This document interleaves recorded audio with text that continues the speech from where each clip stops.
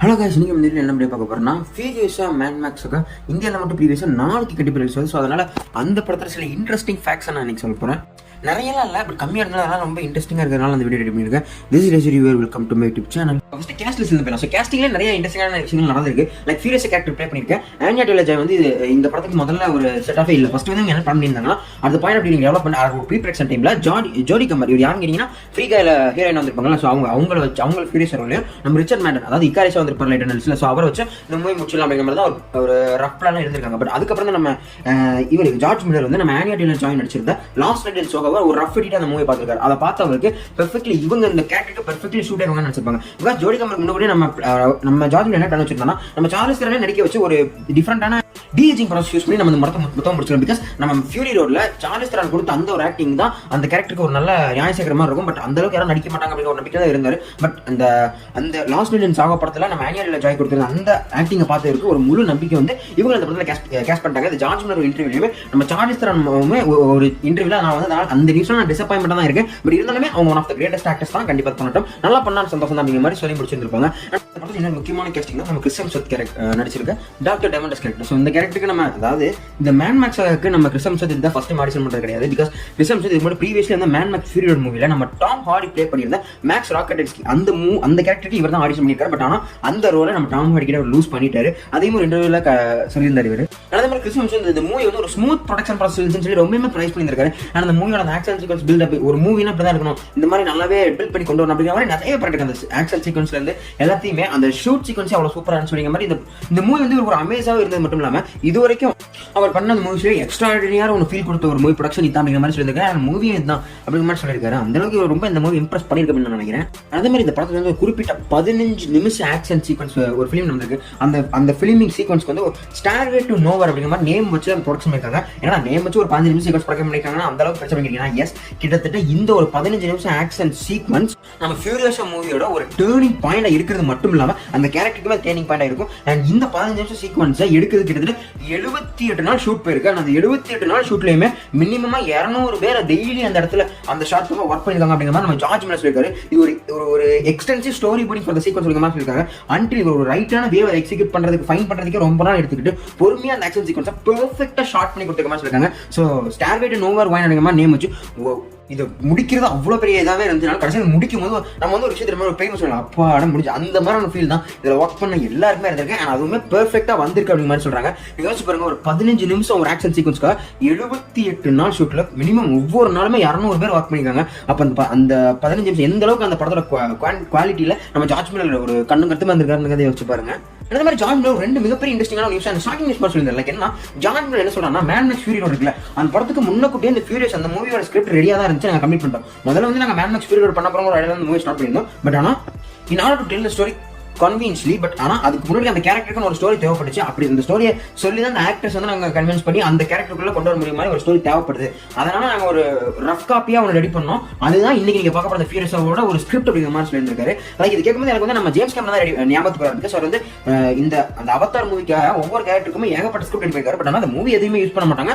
அந்த கேரக்டர் இப்படி தான் இருக்கணுங்கிறத ஆக்டர் அதுக்காக வடிவச்சு கொண்டு வரதுக்காகவே ஏகப்பட்ட ஸ்கிரிப்ட் ரெடி பண்ணி அவங்களுக்கு கொடுத்துருப்பாரு. ஸோ அந்த மாதிரி தான் இந்த மாதிரி இந்த ஃபியூரியஸ் ஸ்கிரிப்ட் ரெடியா இருக்கு. பட் ஃபைனலி அது ஒரு மூவியா வைண்ட் அப் ஆயிருக்கு. பட் ஆனால் அதுக்கு முன்னாடி இந்த இன்னொரு நியூஸ் சொல்லியிருக்காங்கன்னா இந்த படத்துக்கு முன்னாடி ஒரு சின்ன பிளான் இருக்கு. அதாவது ஜார்ஜ் மில்லரும் நம்ம மஹிரா மெய்டோ அவங்க 2 பேரும் சேர்ந்து ஒரு அனிமி ஸ்டைல் ப்ரீக்வல், இந்த ஃபியூரியஸாவே ஒரு அனிமி ஸ்டைல் ப்ரீக்வலா கொடுக்கறதா டெவலப் பண்ணி எடுத்திருக்காங்க. அதுக்கு நேம் கூட பீச் அப்படிங்கிற மாதிரி வச்சிருக்காங்க. பட் ஆனால் அது ஓவரால் ஸ்கிராப்ட் ஆகி டவுன் ஆயிடுச்சு.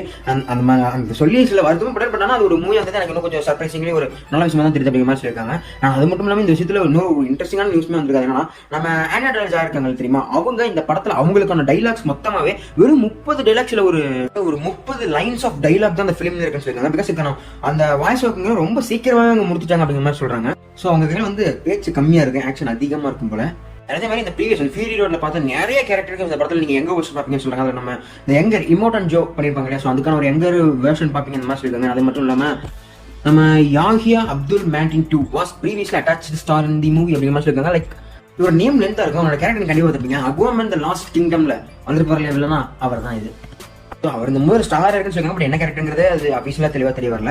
நம்ம மேனேஜர் வந்து இந்த படத்துல மோஸ்ட் ஆஃப் ஸ்டென்ஸ் வந்து அவங்களே அவங்க ஓன் ரிஸ்க்ல செஞ்ச மாதிரி சொல்லிருக்காங்க. அது மட்டும் இல்ல இந்த படத்துல ஸ்டார்ட் பண்ற சீக்வன்ஸ் டைம்ல இவங்களுக்கு வந்து டிரைவிங் லைசன்ஸே கிடையாதாமா. ஸோ அவங்க டிஸ்பிளே ஃபர்ஸ்ட் டே அந்த ஷூட்டிங்ல ஒரு ஸ்டண்ட் ஸ்கூல் பண்ணாங்க இல்லையா, ஃபர்ஸ்ட் டே ஆஃப் ஸ்டண்ட் ஸ்கூல்ல அவங்க J10 பண்றது அப்படிங்கிறத கத்துக்கிட்டாங்க அப்படிங்கிற மாதிரி சொல்லியிருக்காங்க.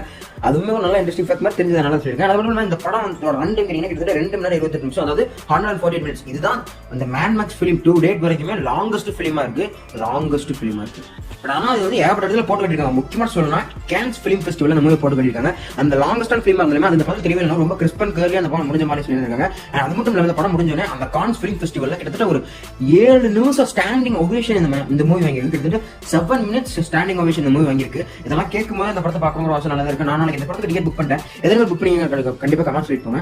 இதை தாண்டி ஒரு நியூஸ் இருக்கு, பட் ஆனால் ஒரு சின்ன ஸ்பாயிலர் ஆட் பண்ணி கொடுக்கலாம். ஸோ வேணா நான் 20 செகண்ட்ஸ் அந்த பக்கம் போயிருக்கேன். அது என்னன்னு கேட்டீங்கன்னா, நம்ம டாம் ஹார்டியோட ஸ்டண்ட் டபுள் இருக்காரு. ஸோ அவங்க வந்து போத் ஃபியூரி ரோட்ல அந்த ரெவனன்ட்லயும் அவர் வந்து டாம் ஹார்டி ஸ்டண்ட் டபுள் பண்ணிப்பார். That's Jacob Tomuri. அவர் வந்து இந்த படத்துல ஒரு விஷயத்துக்கு அப்பியர் ஆகிற மாதிரி சொல்றாங்க. பட் லைக் எல்லாரோட எங்கர் வருஷம் இருக்கும்போது அவரோட எங்கர் வருஷம் இருக்கும்னு நினைக்கிறேன். அது வந்து நம்ம டாம் ஹார்டியா பண்ணாம அவரோட ஸ்டண்ட் டபுள் அப்பியர் பண்றது இனிமேல் நல்லா அக்யூரேட்டா இருக்கும் அப்படிங்கிற மாதிரி நினைச்சார் போல் இருக்கு. நல்லா இருக்கும். ஏன்னா அவருமே இந்த படத்துக்கு ஒரு ஸ்டன் சீக்வன்ஸ் கோஆர்டினேட்டராகவும் இருந்திருக்காரு. தட்ஸ் நைஸ் டச், நல்லா இருக்கு. அண்ட் இந்த ஃபியூரியஸா மூவிக்கான ஒர்க் வந்து அந்த ஃபியூரியோட ரிலீஸ் ஆகி ஒரு நல்ல பாக்ஸ் ஆஃபீஸ் டீசென்ட் ஹிட் அடிச்சதில்லை. ஸோ அதுக்கப்புறம் உண்மையுமே இந்த படத்தை அதுக்கப்புறமே ஒர்க் ஸ்டார்ட் பண்ணி இந்த படத்தை முடிஞ்ச அளவுக்கு சீக்கிரமாக கொண்டு ட்ரை பண்ணியிருக்காரு. பட் ஆனால் it's took 9 years to take it. But ஆனால் இட்ஸ் வார்த் இட்னு நினைக்கிறேன்.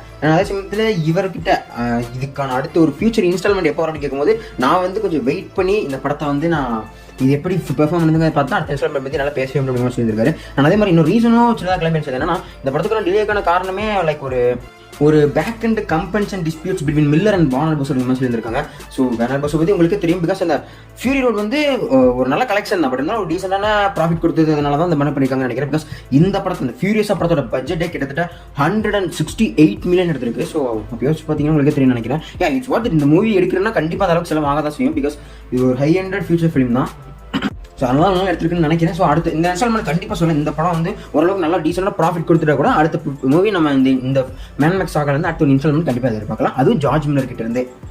ஆனால் திங்க் வீடியோவில் தான் நினைக்கிறேன். நீங்கள் தாண்டி இந்த படத்தில் வந்து நிறைய இந்த கேஸ்டிங் இருக்குது. நீங்கள் எதிர்பார்க்காத சில கேரக்டர்ஸ் சொல்கிற வாய்ப்புகள் இருக்குன்னு சொல்கிறாங்க. ஸோ மேன் மேக்ஸ் மூவியை நீங்கள் ஃபியூச்சர் அதாவது 1980s வந்துருக்கு இல்லையா. ஸோ அந்த மூவிஸ் எதுவுமே பார்க்குற ஆளாக இருந்தீங்கன்னா கண்டிப்பாக அந்த மூவிஸ் நிறைய சர்ப்ரைஸ் இருக்குங்கிற மாதிரி சொல்லியிருக்காங்க. ஸோ கண்டிப்பாக வைப்பில் பார்க்க எதிர்ப்பு சொல்லுவேன். நான் நாளைக்கு இந்த படத்துக்கு டிக்கெட் புக் பண்ணுறேன். எத்தனை பேர் டிக்கெட் புக் பண்ணியிருக்கீங்க அப்படின்னு கண்டிப்பாக கமெண்ட் சொல்லியிருப்பாங்க. அண்ட் அதே மாதிரி இந்த வீடியோஸ் பற்றி தாட்ஸ் வியூஸ் கமெண்ட் கமெண்ட் சொல்லுங்கள். அண்ட் முக்கியமான விஷயம் சொல்ல மாதிரி that's this movie is R-rated movie, அதாவது A certificate மூவி. ஸோ ஃபேமிலியோட பார்க்குறது நடக்காத காரியம் தான். ஸோ நீங்கள் சிங்கிளாக பட்ஜெட் பண்ணால் கண்டிப்பாக செக் பண்ணுறாங்க. உண்மையிலே ஒரு நல்ல ஆக்ஷன் ஃபிலிமாக இருக்கும். ஜான் விக் மாதிரியான மூவிஸ் ரொம்ப பிடிக்கும். இல்லை ஆக்ஷன் பிரியராக இருப்பீங்க அப்படின்னா இந்த மாதிரி மூவிஸ் கண்டிப்பாக செக் பண்ணி பாருங்க. இதே மாதிரி என்னோட இன்ட்ரெஸ்டான உள்ள சந்திக்க ரிவ்யூ ஷனிங் ஆஃப் டாடா பாய். அதே மாதிரி இந்த படத்துக்கான ரிவ்யூ நாளைக்கு இதே டைமில் வரும். கண்டிப்பாக பேர் பண்ணி பாருங்க. டாடா பாய். I love you.